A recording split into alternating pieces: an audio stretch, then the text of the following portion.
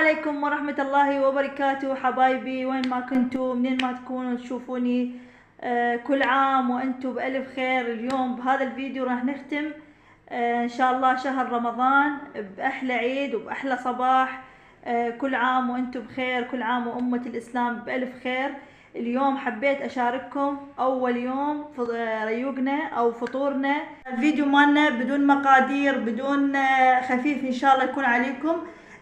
ما يحتاج مقادير ولا نحتاج أي شيء، طبينا بالفيديو مباشرة. طبعا بنات ما نستغنى عن الشاي بالريوق، طبعا هو أهم شيء. سوينا شاي وزيت والزعتر والمدقوقة اللي سويناها والمقدوس والجبنة والمربى التين وباذنجان محشاي، طبعا جوز ودبس وراشي والحلاوة والجبن والمخلمة والرقي والقشطة والطماطة والخيار. وهنا عندي باقلة فول، وعندي هنا طماطة ويا البيض العيون. طعم سويناه على طريقتنا القديمة، سوينا مخلمة وسوينا دبس راشي وسوينا الباقلة فول الباقلة، وما ننسى السمن العربي اللي هو ريوق الصبح. طبعا عندي هنا الصمون اللي اني سويته ومنزلتكم اياه على القناة، والخبز العربي اللي اني همتين ما اقدر استغني عنه لان كلش طيب.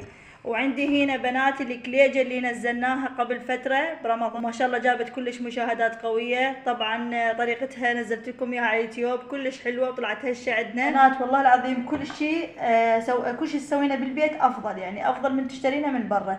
هذا الصمون بنات انا هم منزلت لكم طريقته، سويته بالبيت اليوم، سويته الصبح.